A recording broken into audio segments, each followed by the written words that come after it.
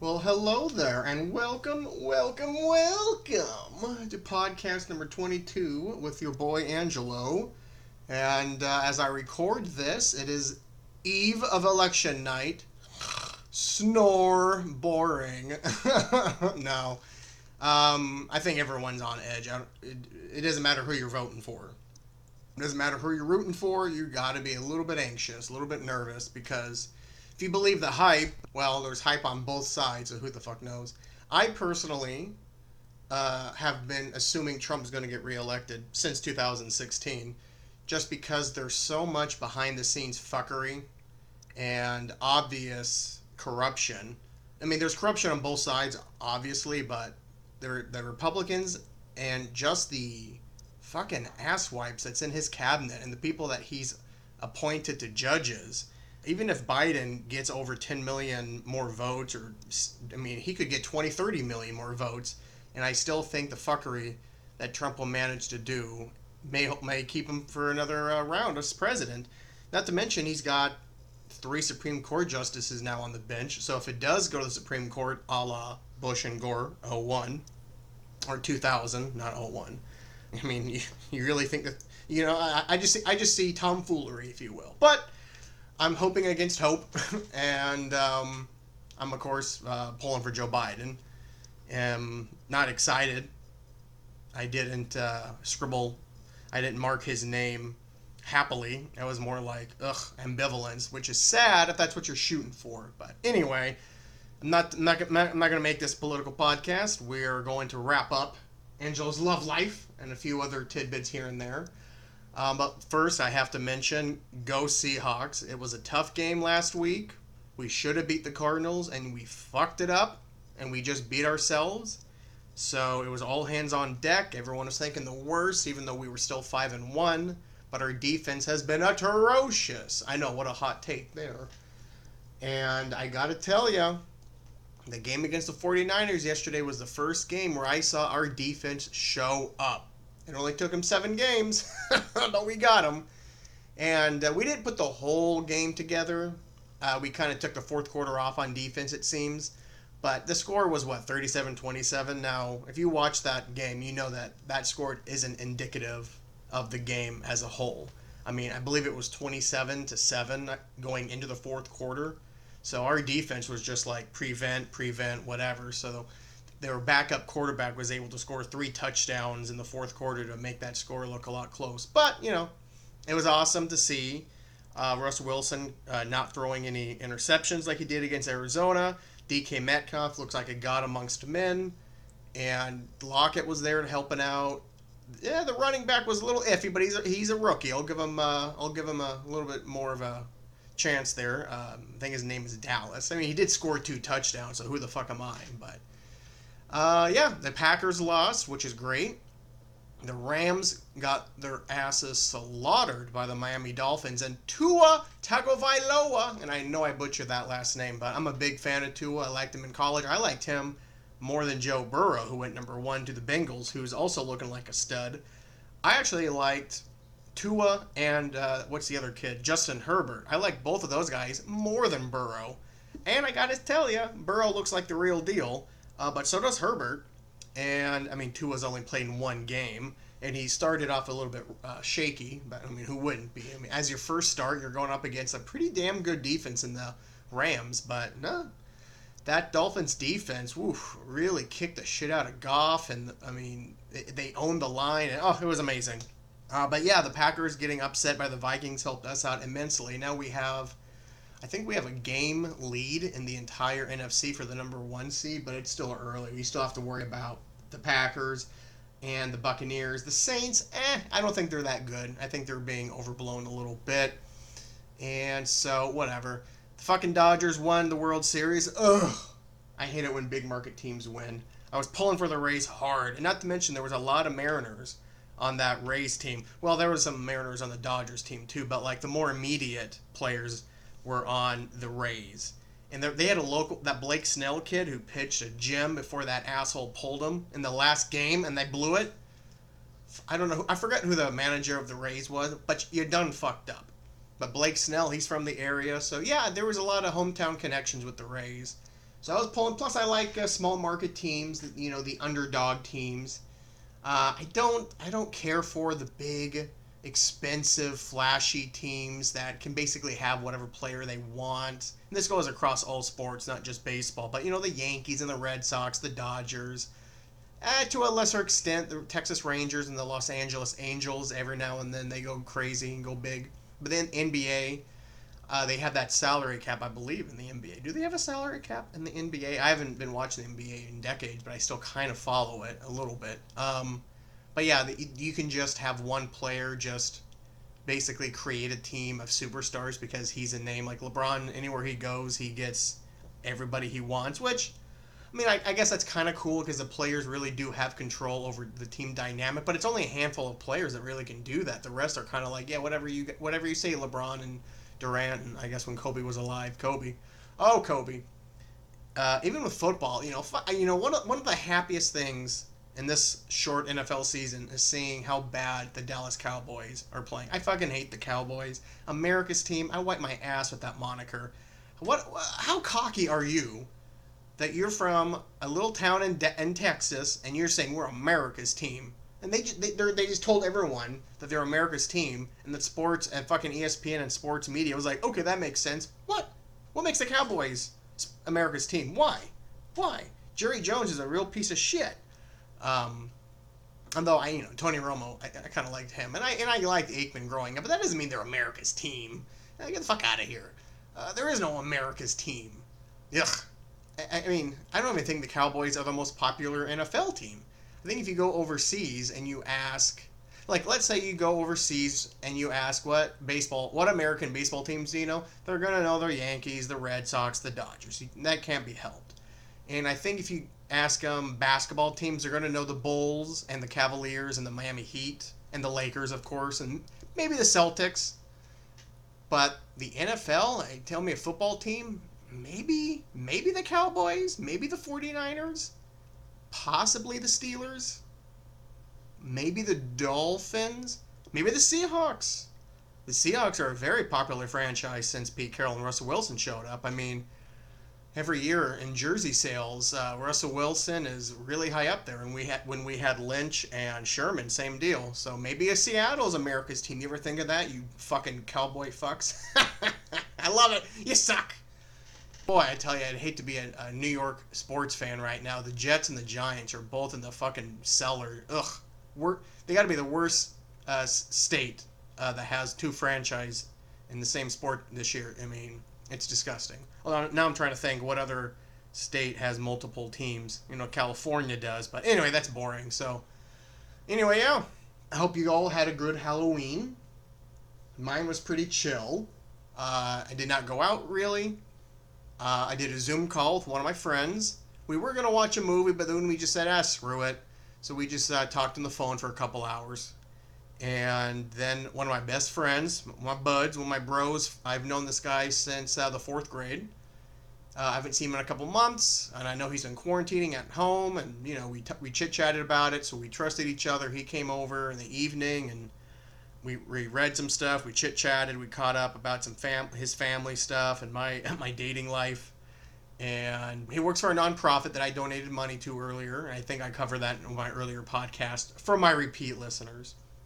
And my name got to be in print in the publication. They were able to get a book of poems and essays from the last couple of years. It may just be poems, but fuck it, poems and essays. And because I donated to them, I was able to get my name in the acknowledgments, unbeknownst to me. I didn't do it to get my name in print, you assholes. But it's kind of cool seeing my name in print, And so we watched the movie Dark Waters. I think it was from last year with Mark Ruffalo. Very, very depressing movie. And it's funny because before I go into what the movie was about, it's Halloween. I assumed that we were going to watch a scary movie or a classic scary movie like Halloween or Friday the 13th or a newer one, whatever. Maybe Hereditary, that scary fucking movie, which, I will never see that movie again. I don't know why I even brought that up. I literally get spooked just thinking about it. Anyway, he wanted to watch Dark Waters, and I'm like, God, isn't that just like a political drama? He's like, yeah.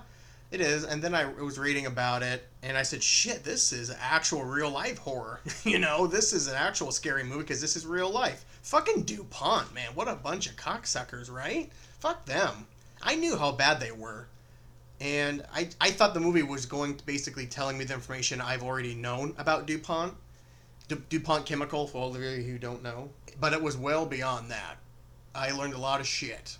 So, assuming that everything it was on the money, they weren't making shit up, but I don't think they would. So I think they got their shit together in that movie. The movie itself, I give it a 7 out of 10 maybe. Maybe a low 7. If decimals are in play, a 7-1. Mark Ruffalo was really good in it. Tim Robbins was good in a supporting role. Bill Camp, oh, I love Bill Camp. He's one of my favorite character actors. He was excellent in it. But I tell you, Anne Hathaway, garbage in it because she was wasted. She played the cliche, shrill, depressing housewife. I put my career on hold so I can raise your kids. And meh. Oh, she was such an annoying character. No fault to her. Anne Hathaway's a great actress, but they could have got anyone. And you got one of the top, I don't know if Anne Hathaway is one of the top actresses anymore. But at one time she was like a top 10, I believe. I would say that. Anyway, fuck do I know? What am I ranking people? What the fuck do I know about bitches in Hollywood? Anyway, and there were some other character actors that were decent. I tell you, whoever did the makeup and the wardrobe should have gotten fired in day one. Anne Hathaway's hair looked like such an obvious wig, and it didn't match her face at all. And then when you see Mark Ruffalo and Anne Hathaway's characters, and they were husband and wife, if I didn't mention that, they showed a picture of the real life people. The guy looked like Mark Ruffalo a little bit, like I would say above average in terms of the likeness. The Anne Hathaway and the wife character, not at all. Not at all. And the hair that Anne Hathaway had in the movie didn't even look like the hair in that woman. Now, true, that was a picture, so who knows what her hair looked like, but it just didn't look good. And I know you're thinking, Angelo, who the fuck cares about her hair? That's not the point of the movie. I'll tell you why, bitch. It took me out of the movie. Every time I saw it, my brain was like, "You're watching a movie. It takes me out. This is unbelievable. Who the fuck did her hair? This is awful. Trump's hair looks better than hers." And another thing, Bill Camp, great actor. He was excellent. Arguably the second best actor in the movie. But his goddamn eyebrows, they look like two fucking dead raccoon roadkill things above his eyes. They were horrific looking. They look so fake. They look like bushy ass fucking mustaches on the top of his eyes. They didn't match his hair on his head. They didn't match anything. Oh God, the amount of times where I was like starting to tear up because of what he's talking about, and then they did a close up of his face, and I'm just like, God damn it, those fucking eyebrows. I know, people, I'm an asshole, and I nitpick, but anyway, I recommend the movie. It's kind of depressing because it's real life. It's kind of depressing how large corporations basically can do whatever they want, and government, Democrat or Republican, doesn't matter. Both say, okay, whatever you say, big money. It's despicable. But I recommend the movie. It's pretty good. And I think we covered it. Yeah, movies, TV shows, sports, politics. Hell yeah, and all under 15 minutes. You guys are lucky. All right, let's dive back into your boy's dating romance life. I think we left off. Oh yes, we left off right before Rebecca. So yes, Rebecca 1.0, meaning the first time we dated. I believe it was when I just got my condo, and I started going out on the limb a little bit and starting to talk to girls, friends of coworkers, that old thing. I was more sociable at weddings and concerts. When I went out to a bar, I'd actually talk to women. I don't think I got anywhere the first couple tries, or I don't know. But I do know I was much more open than I was previously to going on kind of blind dates, first dates. I was more willing to take risks, I guess, because anytime you're meeting a stranger anywhere, it's some form of a risk, I would argue. Not like a dangerous risk, because I'm the man.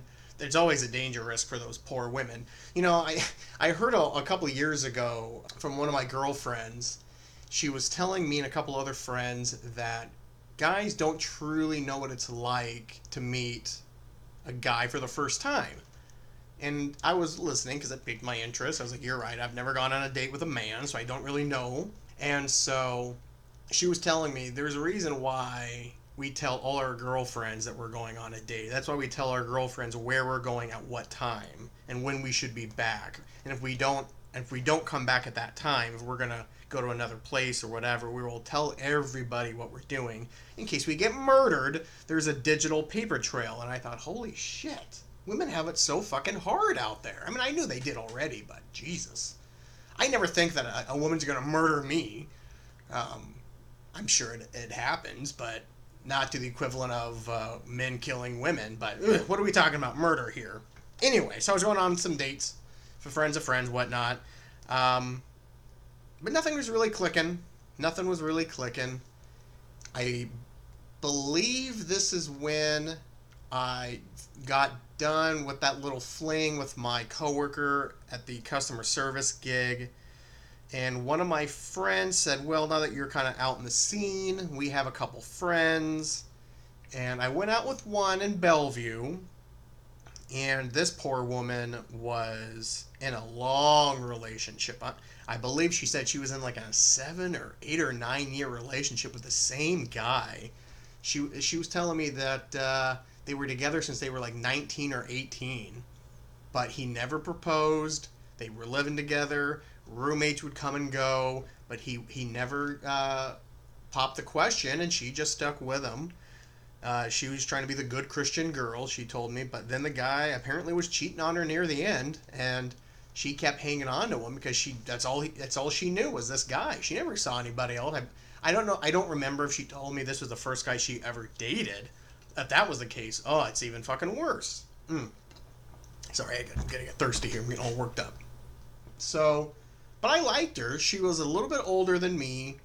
But she was very nervous on the date. And then she kept telling me, "Oh, I don't go on many dates. I don't really go out much. I really only am social with outside my friend group at church and whatnot." And I was a gentleman. Took her to Maggiano's. Was it Maggiano's that I took her to in Bellevue, or was it? It doesn't matter. It's one of P.F. Chang's. No, it definitely wasn't P.F. Chang's. Fuck that place. It was somewhere in Bellevue, one of the restaurants there by the mall. And we kept in touch for a little bit. I don't think there was a second date. And ultimately, shortly thereafter, she moved to Texas. So that was fun, but that got me into the door with another one of their friends, which turned out to be Rebecca. Now, I've always been confused what came first. There was my friend's wedding, and then there was my friend's dinner, where I didn't know Rebecca was going to be there. I think the wedding was first. So anyway, this is the same friend, by the way. I went to his wedding, and a bunch of her friends were there, of course, bridesmaids and friends from church and work and whatnot. And I got pretty tuned, and I was dancing, and there was one girl that I was dancing with pretty consistently that I can remember. She was the only one that had like energy and charisma and just was like excited to be dancing. All the other girls were like, I don't know. So... And that stuck with me. I think what happened next is like a month or so later, after I went to dinner with that initial girl. I'm not going to say her name. I'll just call her the Asian one. To keep them separate. And so after the Asian one didn't work, that somehow sounds weird. But anyway, the Asian one didn't work. And so a couple months later, my buddy and his wife invited me over to their house, and I thought it was just going to be the three of us. Sure enough, Rebecca was there, and I remembered her from the wedding. And we kind of caught up a little bit. It was kind of dropped on me. See, that's what I don't like. All right, if any of my friends are listening, and they were trying to hook me up with one of their friends, or down the road they're thinking about it, just tell me. Just tell me before. Give me a heads up. Give me at least a couple hours notice. Hey, we know you're coming over tonight. We're so excited. And make sure you bring some wine and some appetizers. By the way, my friend Durga is going to be here, so we're not to freak you out or anything, but just to let you know what's going to happen. Oh, perfect. Okay, now I can get in the frame of mind. I could dress up a little bit more than I would normally. Maybe take a shower, brush my teeth. Get shit going. So, but it was a decent time, and so I got her number. We started texting. I know she would tell you otherwise, but I was excited to see her. She didn't think I was ever going to ask her out. I knew I was going to ask her out. And I know she's going to listen to this, so let me talk right to you before you talk to me later about how I'm full of shit and how I'm misremembering things. Because I've always stayed true on this. I got really, really, really sick. Like, really sick. Like, flu sick. Like 2 days after that dinner. Nah, I don't blame my friends. It's just one of those things. And so I wasn't very sociable for about a week and a half. I was pretty fucking out of it. And it was a pretty brutal one. And so I wasn't texting a lot, wasn't talking to a lot of people, so my responses were a little bit delayed. So she thought that I wasn't going to ask her out. But I always was going to ask her out. And so I did, once I felt better and like could think better and like plan things out. So, our first actual, I want to say it was either in Bellevue or Kirkland. And I got there, she was there already, and she looked nervous as hell because she was. She was a little bit tipsy. And she made sure to tell me, though. I drank a little bit before and I'm nervous and everything. But that was nice. It kind of it kind of made everybody relax. We acknowledged everything. Well, I told her I'm nervous too. You know, who's not going to be nervous? And from there, it really took off. I liked her. We had such a good connection in terms of humor. Yeah, I mean, the humor really goes a long way. Like, she makes me laugh. I made her laugh. We're both witty, quick, and yeah, we're both open books. We both like to talk. We both are willing to listen. We're both nice people. So it really just kind of clicked right away. The second date, I believe, was in Kirkland. I could be wrong. I don't remember what dates. It doesn't matter what date happened after what date. It doesn't matter. Anyway, after a short while, I decided that I liked her enough to like ask her like one-on-one. Let's be BF and GF. You know, to be an item. Let's start dating. Now, I know that she never really had a boyfriend before, and she never was really in a relationship before. And I'm not going to go into specifics about all those things, because that's for her to tell. But I was the first guy to really show her like a dating thing, like take her out, be romantic with her a little bit. So it was a little awkward at first, you know, kissing and whatnot, holding hands and whatnot. But, you know, we kind of figured each other out, and it was actually a very nice, very stable, honestly, one of the best relationships, if not the best relationship I've had. I would say the only one that beat Rebecca 1.0 was Rebecca 2.0. That happened 5 years later. But we haven't got there yet. Let's pump the brakes. But ultimately, the relationship with Rebecca 1.0 didn't work out. There were some differences. I honestly don't remember a lot of the stupid ones that were back then, but the major one was about religion and some family stuff. And I believe back then I was worried about some maturity issues on both of us. But, you know, I remember what kind of cunt I was 5 years ago. I was still trying to figure shit out, you know.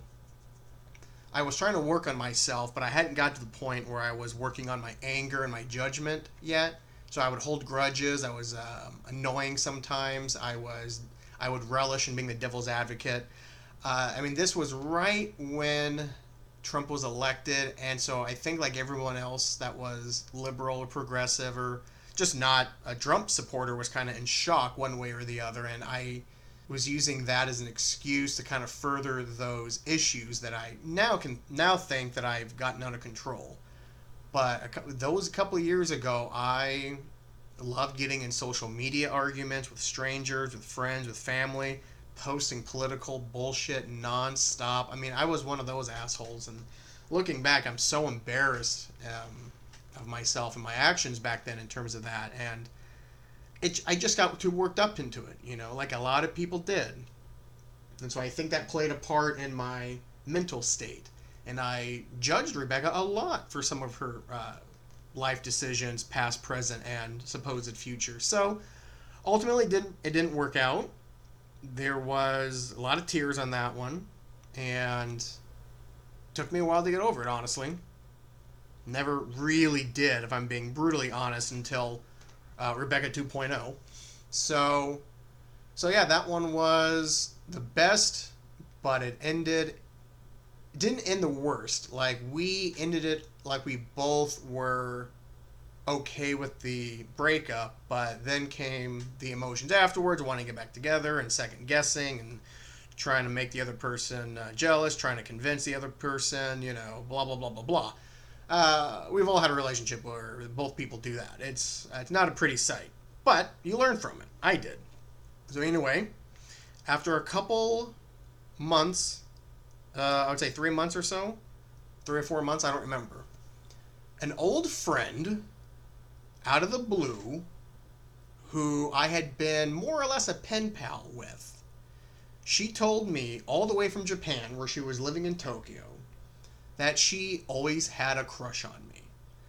Now, I need to rewind a little bit here. So, I had a friend in Tokyo, and we were friends up to that point for, I would say 5 years or so. We met at a friend's wedding in California. She knew the bride, and I was best friends with the groom. I was actually a groomsman at that wedding. Holla at your boy. By the way, I've been a groomsman in like a dozen weddings, so I know I'm kind of a cool guy. Anyway, at the wedding, I met this Japanese girl and her friend. They flew from Tokyo for the wedding, and I was saying how cool that was. The girl in question was a foreign exchange student in high school living with the bride's family, so they kept in touch. And so, through the wedding, it was a very nice wedding, by the way. One of the best weddings I've been to. But, I got tuned up. Like, it was a Hall of Fame night. And I can tell you it's a Hall of Fame night because I didn't get sick afterwards, but I was cool.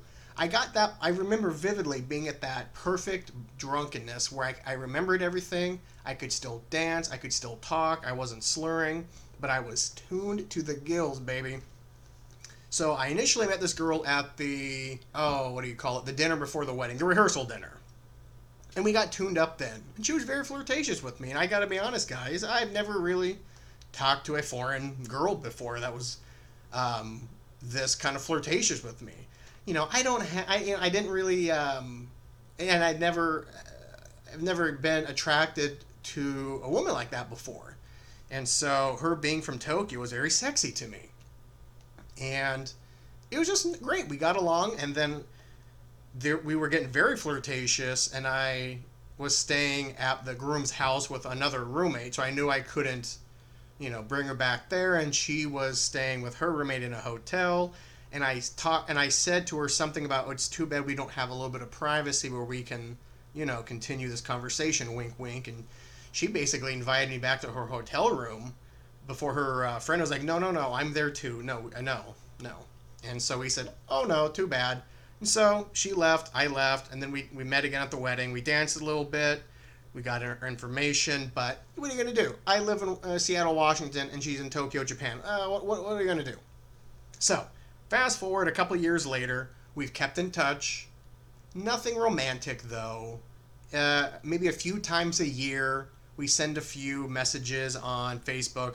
Hey, how's work going? Hey, have you seen this movie? Have you seen this TV show? What have you been up to? How's your family? Well, same shit, It's basically pen pal stuff. So anyway, I set my status to single on Facebook. Do you guys remember when that was a thing? I don't know if it's still a thing. And she said that once she saw that, she kind of thought it was her chance to tell me how she felt. But she waited a little bit. And she initially messaged me condolences. She didn't say the word condolences. I don't think she knew the word in English, condolences, but you know what I'm saying. And I was like, oh yeah, it sucks, And so we talked a little bit about that. And then honestly, a few months later, we were talking a little more and more and more. And then she said, by the way, I've always had a crush on you. Always. Ever since we met.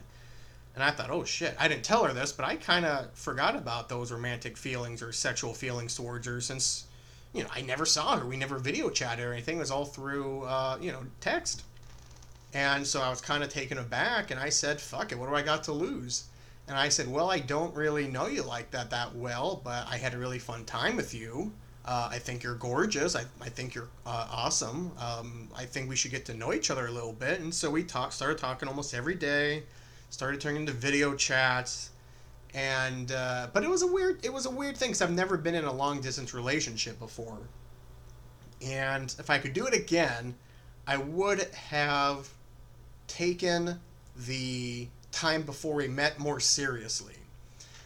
Because I've never had a woman tell me how much they liked me without me putting much effort into it. Like, I just started talking to her friendly, like, and then she said, by the way, I've always had a crush on you and I've always wanted to see you and to be in a relationship. Like, holy shit.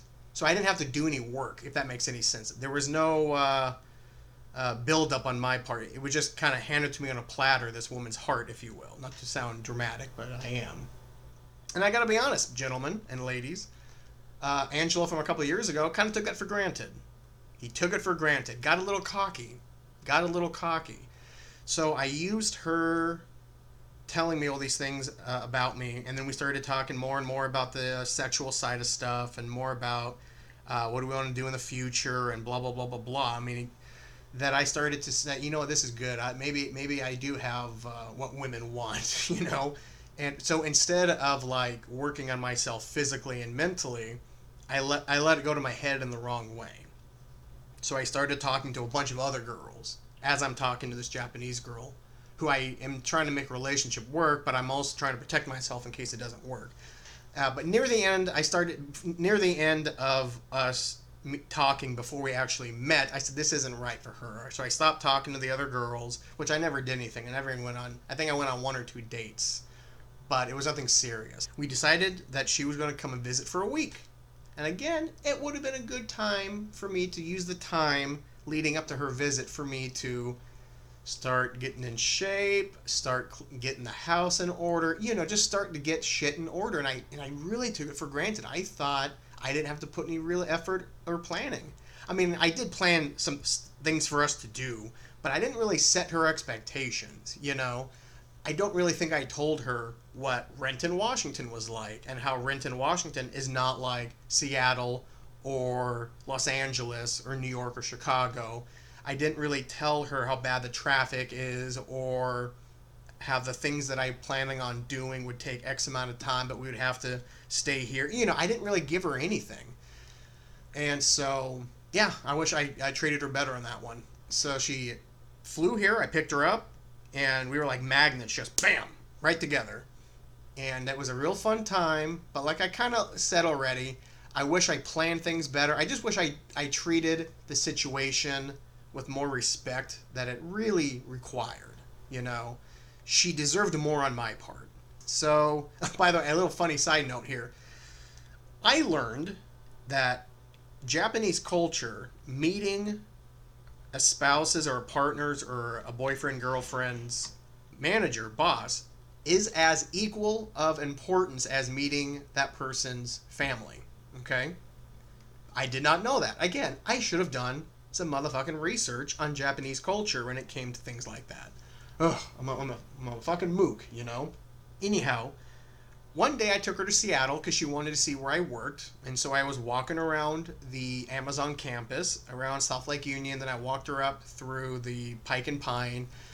And completely random, I run into my manager. And he is so excited to meet her because I talked to him about it. My manager and I have a very good relationship. He's a real cool guy. Best manager I've ever had.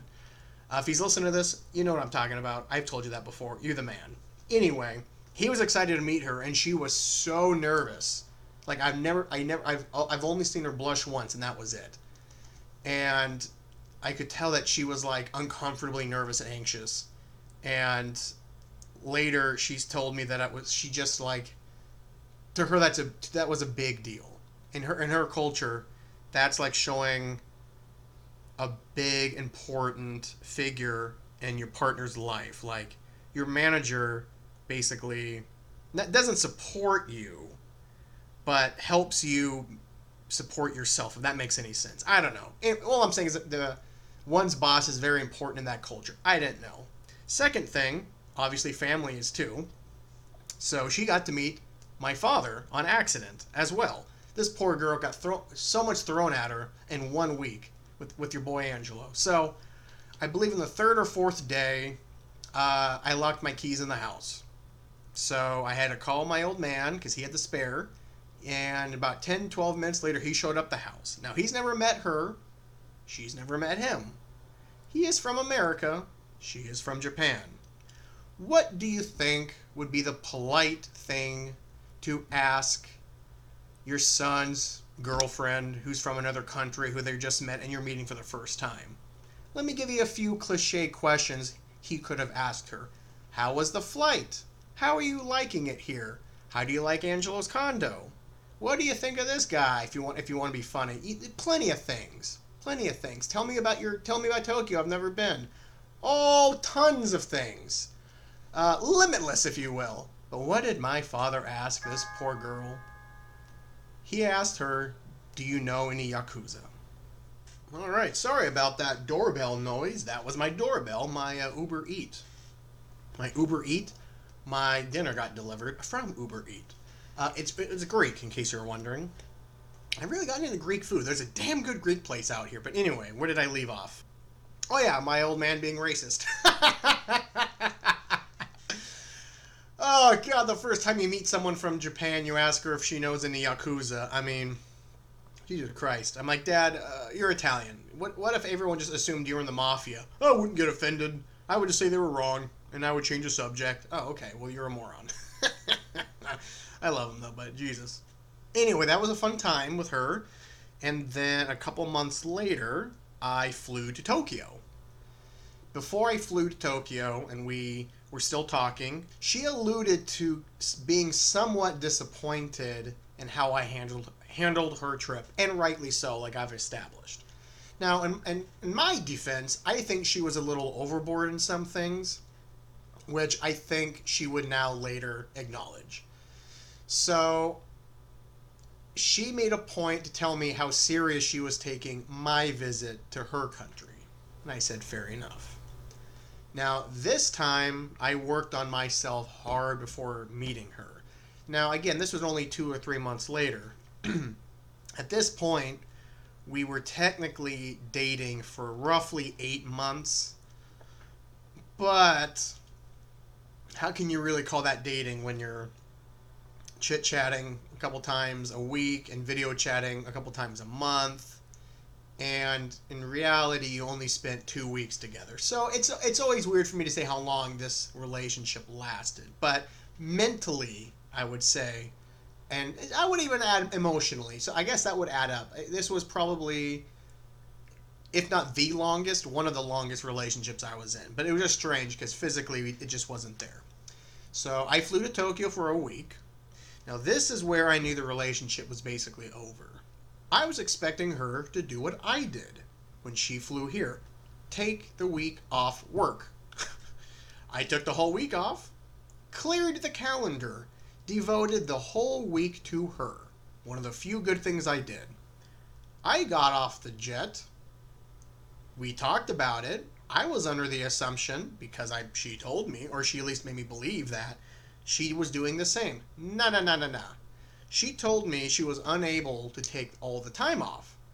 So I'm thinking to myself, okay, I'm here 6 days, I believe. I can spend maybe a day or two on my own, thinking she could have the days during the week off. No. Every single day besides the last day, which was a Saturday, but I was flying out in midday. So Monday through Friday, and it was Sunday evening when I got there, she has to work half a day, which means she's getting up at 6 in the morning, has to be out of the door at 7, and she's not coming back until, what time was it? 1 or 2 o'clock. And you think to yourself, well, you gotta do what you gotta do. No, you could have planned it, or she could have told me that, okay? That's not acceptable. I don't know what the fuck I'm doing. Luckily, I was in Tokyo, where English is a second language, and the hours that I would spend by myself in Tokyo were kind of fun, were kind of cool, because you really are by yourself in a strange land. I did kind of feel like Scarlett Johansson from Lost in Translation. I really had to ask strangers for things. Like, I got the gist of how to get to where I was wanting to go. I knew how to order what I wanted to order, but it was more of the intricate things, the things in detail, the things that needed explaining a little bit, when you need to use an adjective, if you will. So, luckily, I had a very good app on my phone that I could use. But I gotta say, it was kind of cool being on my own. But it did piss me off. There's no doubt about it. And it pissed me off that she woke me up early in the morning and it was all business and we couldn't really fool her. You know what I'm saying? Like, you know. And when she got home, sometimes she had to check her work email. I'm like, okay, this is not okay. So that's when I kind of knew this isn't really gonna work. But the trip itself was fun. I had a great time there. I stayed in an amazing hotel where it literally was the size of, well, I mean, everything is different size, so it was a pretty small hotel room, but yet everything fit. It was one of those cliche Japanese expression things where you have 100 feet, but yet you can fit 500 feet into the 100 feet, how it's layered and textured. It was amazing. The bathroom was so small, but yet still held a shower, a toilet, and a sink. And you weren't squeezed in there. You had room. They had a bidet, and that's the first time I ever used a bidet. But it was broken. I think I've told that story before, but I did use a first bidet in Japan, just not in the hotel room, which was the biggest tease. I also got to watch Japanese television that had English captions, of course, but I started watching Japanese news, and I wanted to see how the Japanese news media would talk about America. And it was so refreshing, guys, to see multiple news stations have no spin or opinion, or now again, this is what I'm assuming because I'm watching a foreign news channel, but whenever they did have an opinion, they kind of made what did she say? Tell me. They made it a notion that it was an editorial or opinion. Basically, they let you know, hey, this is an opinion. So it was very refreshing. And when they covered America, they didn't try to scare the viewers or anything. They just, oh yeah, here's the shit that's happening in America. Huh. That doesn't happen here. Let's move on to Taiwan, or let's move on to China, or let's move on to wherever.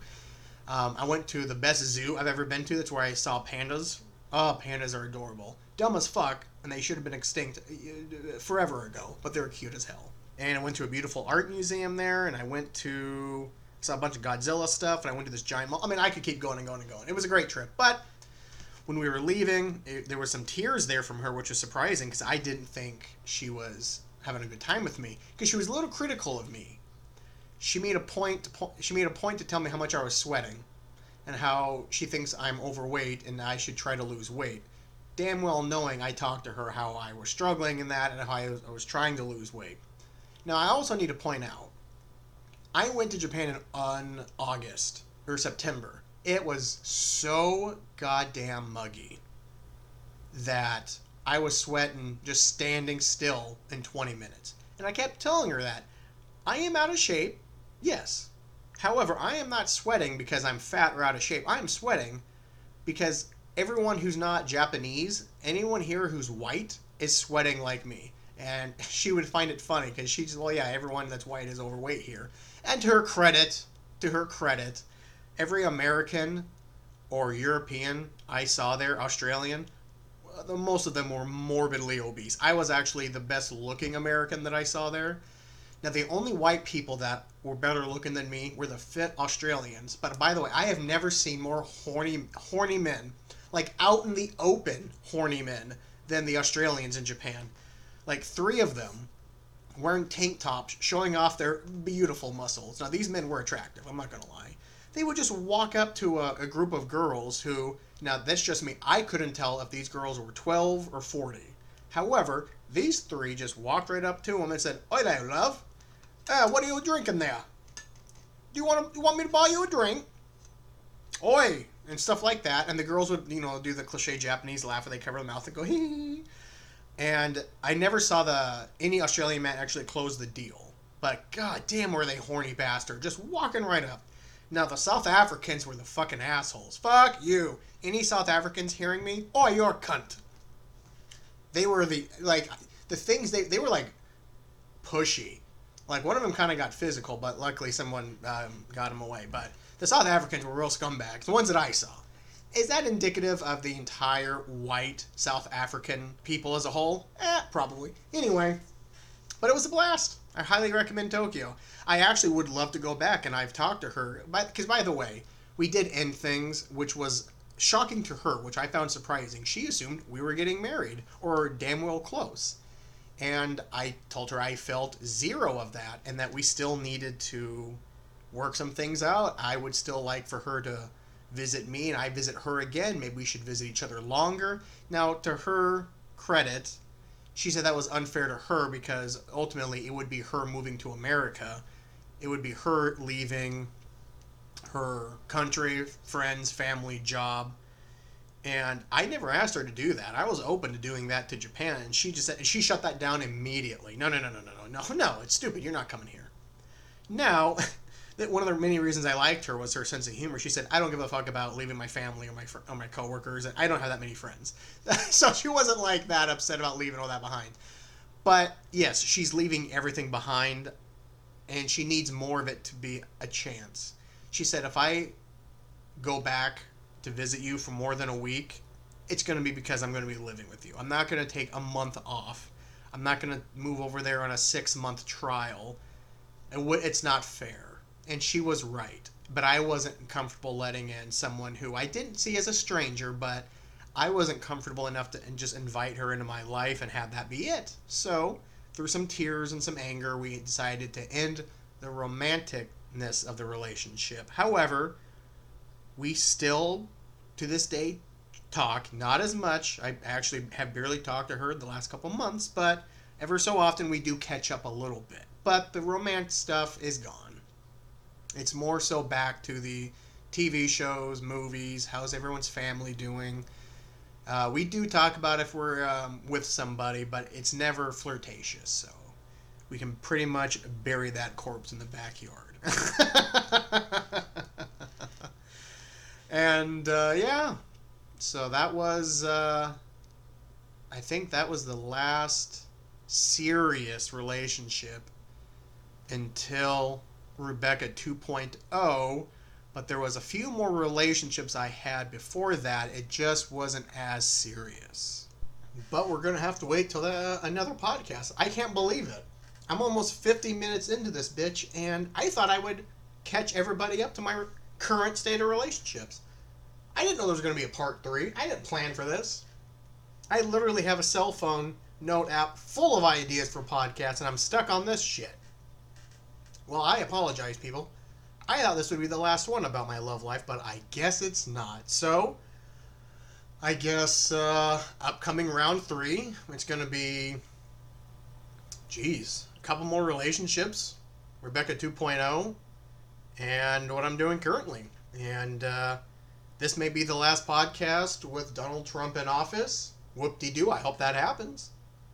God almighty, how I hope that happens. So, go Seahawks.